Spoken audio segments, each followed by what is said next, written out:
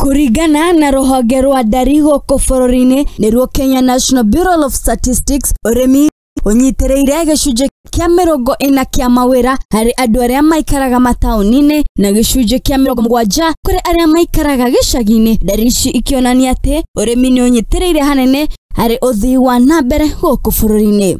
In this drum for 21 days, that's 3 weeks, so the liquid will be very rich in potassium. Samuel Derito, uria ni mutaaramu wa urimi, ni athathaurite ati urimi wa mimera oro hamwe na mahiu niguo ukoretwo na kiguni kinene kuri arimi aingi guku Bururi-ini, kuona ati borera ino ya mahiu niyo ikoragwo ikihuthika hari gukuria mimera ino yao. Global intensive is one of the many forms of agroecology, and it targets very small holder farmers that maybe owns 1 to 5 acres of land, and farmers that want to increase their production.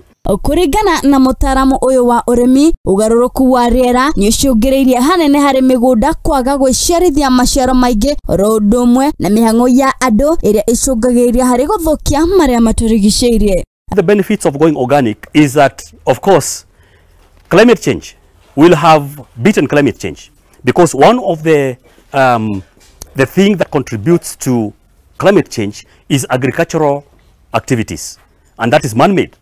It is human activities, using lots of chemicals, using machinery that produces a lot of carbon that goes into the atmosphere, and all that. If you are able to lower the carbon emission that goes into the air from agricultural activities, then we'll have done a lot to our environment. Atoguo tu naguo gutigira urimi uyu wa mimera hamwe na mahiu ni wakinyanira ni hari mitaratara iria ikoragwo ikihuthika kuma kuri arimi a migunda minene nginyagia arimi a migunda minini guthamira kuma chemical nginyagia borera-ini ya mahiu no karugendo gafataraga mathabu manene makinyi niguo kunoria migunda ino yao, where you will use a lot of organic matter, pump it into the soil as you reduce chemical fertilizers.